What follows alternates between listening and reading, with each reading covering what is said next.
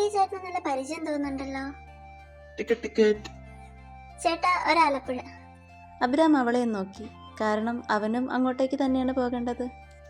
ആലപ്പുഴക്കാരിയാണോ? ഹേ അല്ല, ഞാൻ അങ്ങോട്ടേക്ക് പോകുന്നേ ഉള്ളൂ. അബ്രാം അവളെ നോക്കി പുഞ്ചിരിച്ചു. ഞാൻ ആലപ്പുഴക്കാരനാണ്, അതുകൊണ്ട് ചോദിച്ചാ. പിന്നെ കുറച്ചു നേരം ഒന്നും മിണ്ടിയില്ല. ഈ ചേട്ടൻ ആരായിരിക്കും? നല്ല പരിചയം തോന്നുന്നുണ്ടല്ലോ. വൈഷ്ണവി ഇടയ്ക്കിടയ്ക്ക് അഭിരാമിനെ നോക്കുന്നുണ്ട്. അഭിരാം അത് ശ്രദ്ധിക്കുന്നുമുണ്ട്.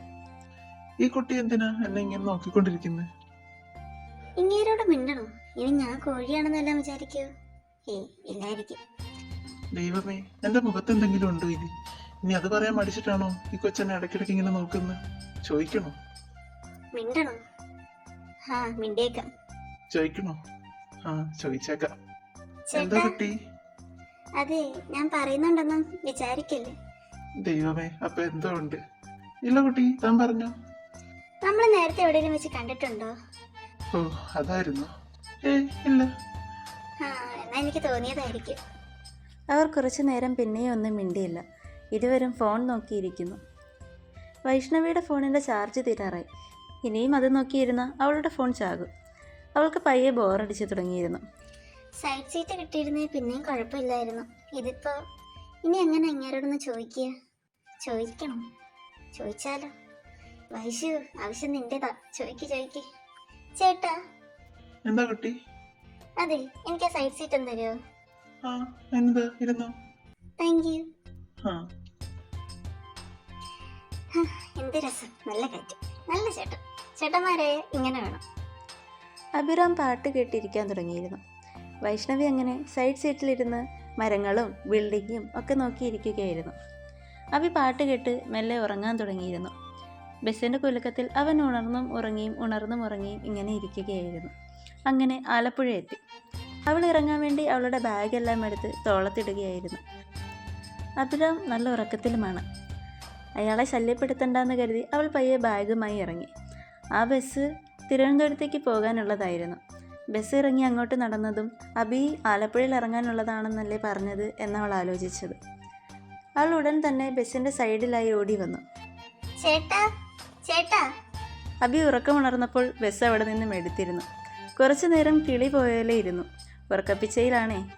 പെട്ടെന്ന് അവൾ തന്നോടില്ലെന്നും അവളല്ലേ പുറത്തുനിന്ന് വിളിച്ചത് എന്നൊക്കെയുള്ള വെളിപാട് അവന് വന്നു തുടങ്ങി. അപ്പോഴത്തേക്കും ബസ് സ്റ്റാൻഡിൽ നിന്നും പുറപ്പെട്ടിരുന്നു. അയ്യോ, ആളിറങ്ങാനുണ്ട്. അവൻ ബസ്സിൽ കിടന്ന് ബഹളം വെച്ചു.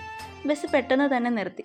കണ്ടക്ടറിൻ്റെ വായിലിരിക്കുന്ന കുറച്ച് ചീത്തവിളി കേട്ടുകൊണ്ട് ബസ്സിൽ നിന്നും ചാടി പുറത്തിറങ്ങി തിരിഞ്ഞു നോക്കിയതും തന്നെ നോക്കി നിൽക്കുന്ന വൈഷ്ണവി അവൻ കണ്ടു. അവൻ അവളുടെ അടുത്തേക്ക് നടന്നു ചെന്നു. ഞാൻ വിചാരിച്ചു ചേട്ടൻ ഇനി അടുത്ത സ്റ്റോപ്പിൽ ഇറങ്ങത്തുള്ളായിരിക്കുമെന്ന്. എന്തായാലും താൻ നല്ല പണിയാ കാണിച്ച്. എന്റെ അടുത്ത് തന്നെയല്ലേ താനും ഇരുന്ന്. ഇറങ്ങിയപ്പോ ഒന്ന് വിളിച്ചുവിടായിരുന്നോ? ഞാൻ പെട്ടെന്ന് ഓർത്തില്ല ചേട്ടാ. ചേട്ടന് ആലപ്പുഴയിൽ ഇറങ്ങാനുള്ളതാണെന്ന്. അതാ ഉറക്കത്തിൽ നിന്ന് ഉണർത്തണ്ടെന്ന് വിചാരിച്ച ഞാൻ ഇങ്ങനെ ഇറങ്ങിപ്പോന്ന്.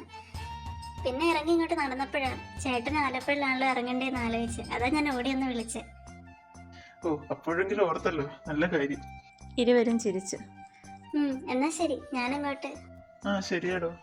ശേഷം അവൻ തൻ്റെ സ്ഥലത്തേക്ക് പോകാനുള്ള ബസ് നോക്കിപ്പോയി. ബസ്സിൽ കയറിയിരുന്ന ശേഷം അവൻ അവളെപ്പറ്റി ആലോചിച്ച് ചിരിച്ചു. 2 മിനിറ്റ് ശേഷം സ്റ്റാൻഡിൽ നിന്നും ബസ് എടുത്തു. വൈഷ്ണവി ആ ബസ് പിടിക്കാൻ പുറകെ ഓടി വരുന്നുണ്ട്. അവൾ ഓടി വരുന്ന കണ്ട് അവൻ കണ്ടക്ടറിനെ വിളിച്ചു. എവിടെ? പുള്ളി കേട്ട ഭാവമില്ല. അവൻ ചാടി എണീറ്റ് ബസ്സിൻ്റെ ബെല്ലടിച്ചു. ബസ് പെട്ടെന്ന് തന്നെ നിർത്തി. കണ്ടക്ടർ തിരിഞ്ഞു നോക്കി. ആരാടോ ബെല്ലടിച്ച്?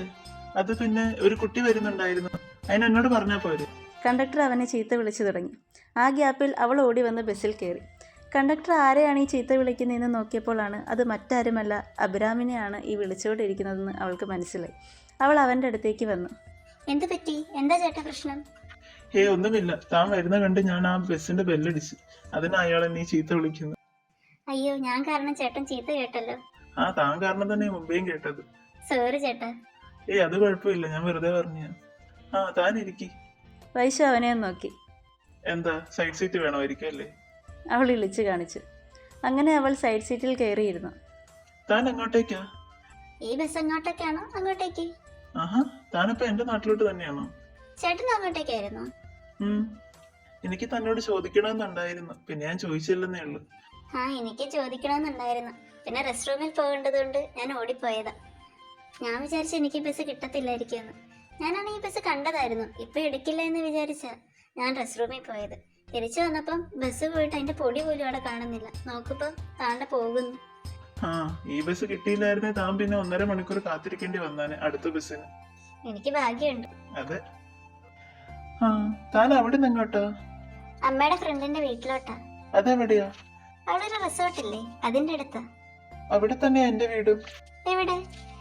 റിസോർട്ടിന്റെ നേരെ ഓപ്പോസിറ്റ്. എന്ന് പറയുമ്പം സിത്താര ആന്റിയുടെ. ആ, സിത്താര എന്റെ അമ്മയാ. അപ്പോ ചേട്ടനാണോ ഈ അഭിരാം? ആ അതെ. എന്നെ എങ്ങനെ അറിയാം? അവളൊന്ന് ഞെട്ടി. വെറുതെ അല്ല, ഇങ്ങനെ കണ്ടപ്പോ ഒരു പരിചയം കണക്ക് തോന്നി. ഇങ്ങേര് വീട്ടിലില്ലെന്ന് ആന്റി പറഞ്ഞല്ലേ. ദൈവമേ, കറക്റ്റ് ഇങ്ങേരുടെ മുന്നിൽ തന്നെ ഞാൻ വന്ന് പെട്ടല്ലോ. ഞാൻ ആരാണെന്ന് വല്ലതും അറിഞ്ഞ ഇയാളെ ഞാൻ മറക്കും. എടോ, എന്താ റിപ്ലൈ ഇല്ലാത്തെ? ആ അത് ചേട്ടാ, അത് പിന്നെ ഞാൻ എങ്ങനെ അറിഞ്ഞെന്ന് വെച്ചാ അമ്മ അമ്മ അമ്മ അമ്മ പറഞ്ഞറിഞ്ഞേ. ഓ അല്ല, എന്റെ അമ്മയുടെ ഏത് ഫ്രണ്ടിന്റെ മോളാത്? തന്റെ അമ്മയുടെ പേരെന്താ? അതൊക്കെ ഞാൻ പിന്നെ പറയാം ചേട്ടാ. അതെന്താ ഇപ്പൊ പറഞ്ഞ? അത് സർപ്രൈസ് സർപ്രൈസ്. സർപ്രൈസോ? അതെന്തിനാ? അത് ചേട്ടന് പിന്നെ എപ്പോഴെങ്കിലും മനസ്സിലായിക്കോളൂ. എന്ത് സർപ്രൈസ് ആണ്? അത് അറിയുമ്പോ അറിഞ്ഞാ പോരെ. എന്തിനാ വെറുതെ ഇപ്പോഴെ ഞാൻ എന്നെ തന്നെ കൊലക്കി കൊടുക്കുന്നു. എന്താ പറഞ്ഞേ? അല്ല, സർപ്രൈസ് അങ്ങനെ നമ്മള് പറയാൻ പാടില്ലല്ലോ. ആ എന്നാ ഓക്കെ, താൻ സർപ്രൈസ് തന്നാ മതി. അതൊരൊന്നൊന്നര സർപ്രൈസ് ആകുമെന്ന് ഇങ്ങനെ സ്വപ്നത്തിൽ പോലും പ്രതീക്ഷിക്കത്തില്ല. ദൈവമേ, ഇങ്ങനെ ഇപ്പൊ തന്നെ മറക്കണേ, പിന്നീട് ചോദിക്കല്ലേ. അല്ല, തന്റെ പേരെന്താ? എന്റെ പേരോ? വൈഷ്ണവി. ഇയാൾക്ക് എന്റെ പേര് അറിയത്തില്ലേ? സമാധാനം.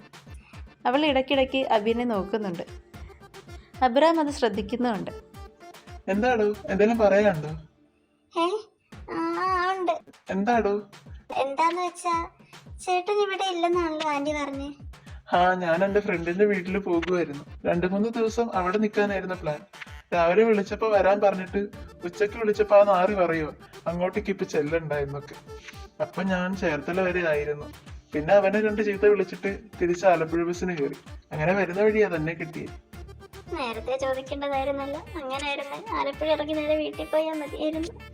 താൻ എന്താ വലിയ ആലോചനയിലാണല്ലോ. എന്താടോ? ഒന്നുമില്ല, ഞാൻ വെറുതെ. അങ്ങനെ അവർക്ക് ഇറങ്ങേണ്ട സ്ഥലമായി. ബാ, വരുന്നില്ലേ? ഇവിടെ ഇരിക്കുവാണോ? ആ വരുക. വന്നിട്ട് എന്തിനാ? ഞാൻ ആരാണെന്ന് അറിഞ്ഞ നിങ്ങൾ എന്നെ വെട്ടിക്കൊല്ലും. അവിടുന്ന് വീട്ടിലേക്ക് നടക്കാനുള്ള ദൂരമേ ഉണ്ടായിരുന്നുള്ളൂ. അങ്ങനെ ഇരുവരും അഭിരാമിന്റെ വീട്ടിലെത്തി. അമ്മേ. സിത്താര ചെറിയൊരു ടെൻഷൻ അടിച്ച ഭാവത്തിൽ അബിയുടെ വിളി കേട്ട് ഹോളിലേക്ക് വന്നു. എടാ മോനെ അബി. അപ്പോഴാണ് സിത്താര വൈഷ്ണവിയെ കണ്ടത്. മോളെ, നീ വന്നോ? ഞാൻ എത്ര പ്രാവശ്യം വിളിച്ചെന്നറിയോ? സ്വിച്ച് ഓഫ് എന്നൊക്കെ പറയുന്നുണ്ടായിരുന്നു. ഞാൻ പേടിച്ചു പോയി മോളെ വിളിച്ചിട്ട് കിട്ടാഞ്ഞപ്പോൾ. വൈഷു സിത്താരയെ ഓടിച്ചെന്ന് കെട്ടിപ്പിടിച്ചു. ആന്റി എന്തിനാ പേടിക്കുന്നേ? ഞാൻ പറഞ്ഞല്ലായിരുന്നു എന്റെ ചാർജ് തീരാറായ കാര്യം. അതെ, പക്ഷേ മോളെ, നിനക്ക് ഇങ്ങോട്ടേക്ക് വരാനുള്ള വഴിയൊന്നും അറിയത്തില്ലല്ലോ. ഇവിടെ വന്നു കഴിഞ്ഞാൽ മോൾ എങ്ങനെ വീട് കണ്ടുപിടിക്കും എന്നുള്ള ടെൻഷനായിരുന്നു എനിക്ക്. എനിക്കറിയായിരുന്നു റിസോർട്ടിന്റെ ഓപ്പോസിറ്റ് ആണെന്ന്. പിന്നെ ഭാഗ്യക്കൂടുതലായതുകൊണ്ട് ചേട്ടനെയും കിട്ടി. അല്ല അബി, നീ ഫ്രണ്ടിന്റെ വീട്ടിൽ പോകുക എന്നല്ലേ പറഞ്ഞേ? എന്നിട്ട് പോയില്ലേ? പിന്നെ മോളെ എവിടെ നിന്ന് കിട്ടി? അവൻ എങ്ങോട്ടാ പോകുന്നെന്ന്. പിന്നെ തിരിച്ചു വരുന്ന വഴിയാ ഇതിനെ അപരിചിതമായി കണ്ടുമുട്ടിയതാ. സിത്താരയുടെ ഫോൺ പെട്ടെന്ന് റിങ് ചെയ്തു. വൈഷ്ണവിയുടെ അമ്മയാണ് വിളിക്കുന്നത്. സിത്താരയ്ക്ക് കാര്യങ്ങളെല്ലാം അറിയാവുന്നത് കൊണ്ട് അവൻ കേക്കെ അവരുടെ പേര് പറഞ്ഞില്ല. ഹലോ എടി, മോള് വന്നു. ആ ഇപ്പൊ വന്നേ ഉള്ളൂ. ഫോൺ സ്വിച്ച് ഓഫ് ആയിരുന്നു എന്ന്, അതാ വിളിക്കാഞ്ഞ്. അബിയുടെ ശ്രദ്ധ തിരിക്കാൻ വേണ്ടി വൈശുവും ശ്രമിക്കുന്നുണ്ടായിരുന്നു. ചേട്ടാ, ചാർജർ ഇല്ല. ആ, അതിനെന്താ, തരാലോ. അവൻ ചാർജർ എടുക്കാൻ വേണ്ടി റൂമിലേക്ക് പോയി. സിത്താരയുടെ ഫോൺ വിളി കഴിഞ്ഞിരുന്നു. അമ്മേ, ആരാ കൂട്ടുകാരി? മോനെ, അത് ആന്റി, എനിക്ക് കുറച്ച് വെള്ളം. അയ്യോ സോറി മോളെ, ആൻറ്റി സംസാരിച്ച് ഇന്ന് പോയി. ഇപ്പം എടുത്തോണ്ട് വരാം. സിത്താര അവിടെ നിന്നും അവൻ ഉത്തരം കൊടുക്കാതെ കിച്ചണിലേക്ക് പോയി. ചേട്ടാ, ഞാൻ പറഞ്ഞല്ലേ സർപ്രൈസ് ആണ്, പിന്നെന്തിനാ ചോദിക്കുന്നേ? എടോ, താൻ തന്റെ അമ്മയുടെ പേരെന്തിനാ സർപ്രൈസ് ആക്കുന്നേ? അത് പിന്നെ ചേട്ടാ, നാളെ ആന്റിയുടെ ബർത്ത്ഡേ അല്ലേ, അപ്പൊ. നാളെ അമ്മയുടെ ബർത്ത്ഡേ ആണോ? ആ കൊള്ളാം, സ്വന്തം അമ്മയുടെ ബർത്ത്ഡേ എന്നാന്ന് അറിയില്ലേ? അയ്യോ, താൻ ഇപ്പോഴെങ്കിലും പറഞ്ഞ നന്നായി. ഞാൻ മറന്നിരിക്കുവായിരുന്നു. സമാധാനം. ഇനി അയാൾ അതിന്റെ പുറകെ പൊക്കോളും. പക്ഷെ അവളുടെ കണക്കുകൂട്ടൽ തെറ്റി. അല്ല, അത് പറഞ്ഞില്ലല്ലോ. അമ്മയുടെ ബർത്ത്ഡേക്ക് അമ്മയ്ക്കല്ലേ സർപ്രൈസ് കൊടുക്കണ്ടേ? എനിക്കെന്താ സർപ്രൈസ്? അല്ല, അതെന്നാന്ന് വെച്ചാ ആന്റിക്ക് ഞാൻ ആരാണെന്ന് അറിയാലോ. പിന്നെ ആന്റിക്ക് ഞാൻ ഗിഫ്റ്റ് കൊണ്ടല്ലേ വന്നേ. അപ്പോൾ ആന്റിക്കുള്ള സർപ്രൈസ് ഞാൻ നാളെ കൊടുക്കുന്നുണ്ടല്ലോ. അപ്പൊ ചേട്ടൻ ആന്റിയുടെ മോനായ സ്ഥിതിക്ക് ചേട്ടനും എന്തേലും ഒരു സർപ്രൈസ് ഒക്കെ വേണ്ടേ? അതാ ഞാൻ. ഇവൾ എന്താ ഈ പറയുന്നത് എന്ന മട്ടിൽ അവൻ അവളെ നോക്കി. ഞാൻ എന്തൊക്കെയാണോ ഈ പറയുന്നത്? അതൊന്നുമില്ല, സർപ്രൈസ് എന്ന് ഞാൻ പറഞ്ഞില്ലേ, അത്രേ ഉള്ളൂ. ഇനി ആന്റിയോട് ഒന്നും ചോദിക്കാൻ നിൽക്കില്ല. അവളുടെ പമ്പലും പരിങ്ങലും കാട്ടയങ്ങളും ഒക്കെ അവൻ ശ്രദ്ധിക്കുന്നുണ്ടെങ്കിലും അവൻ കൂടുതലൊന്നും അതിനെപ്പറ്റി ചകയാൻ നിന്നില്ല. എന്തായാലും അവൾ പറയുമെന്നല്ലേ പറഞ്ഞു. അവൾ പറയുമ്പോൾ പറയട്ടെ എന്ന് കരുതി അവൻ സമ്മതം മൂളി. അപ്പോഴും പാവം അക്കാര്യം മാത്രം അവൻ ആലോചിച്ചിരുന്നില്ല. സിത്താര വൈഷ്ണവിയും കൂട്ടി കുട്ടനാടിൻ്റെ ഭംഗിയൊക്കെ ഒന്ന് ആസ്വദിപ്പിക്കാമെന്ന് കരുതി കൊണ്ടുപോയി. നെൽപ്പാടങ്ങളും ആറും തോടുമൊക്കെ അവൾക്ക് കാണാൻ ഒരുപാട് ഇഷ്ടമായിരുന്നു. അബി വീട്ടിലിരിക്കുകയായിരുന്നു. പെട്ടെന്ന് അബിയുടെ ഫോണിലേക്ക് ഒരു കോൾ വന്നു. അവൻ കോൾ അറ്റൻഡ് ചെയ്ത് സംസാരിക്കാൻ തുടങ്ങി. ആ പറ നിഷ ആന്റി. ഹാ മോനെ, ഞാൻ നിന്റെ അമ്മയെ വിളിച്ചിട്ടുണ്ടായിരുന്നു, ഫോൺ എടുത്തില്ല. അമ്മ ദേ പുറത്തേക്ക് പോയേക്കുവാ വീട്ടിലെ അതിഥിയും കൊണ്ട്. ഹാ, ഞാൻ മോളെയും വിളിച്ചായിരുന്നു, രണ്ടുപേരും ഫോൺ എടുത്തില്ല, അതാ ഞാൻ മോനെ വിളിച്ചേ. മോളോ? ഏത് മോള്? മോനെ, ഞാൻ വൈഷ്ണവിയുടെ കാര്യമാണ് പറയുന്നത്. വൈഷ്ണവി? അപ്പോ അവള്? ഓ, അപ്പൊ ഇതാണല്ലോ നിന്റെ സർപ്രൈസ്. കാണിച്ചരാടി, നീ ഇങ്ങോട്ട് വാ. ഹലോ മോനെ. ആ ആന്റി, അവര് പുറത്താ, ഞാൻ വരുമ്പോ വിളിക്കാൻ പറയും. ഹാ മോനെ, ശരി എന്നാ. ആ ആന്റി, ഇങ്ങോട്ടേക്ക് വാടി വൈഷ്ണവി, നിന്നെ ഞാൻ ഇന്ന് കാണിച്ചു തരാടി അവളുടെ ഒരു സർപ്രൈസ്. ഇനി ഞാൻ നിനക്ക് സർപ്രൈസ് തരാടി.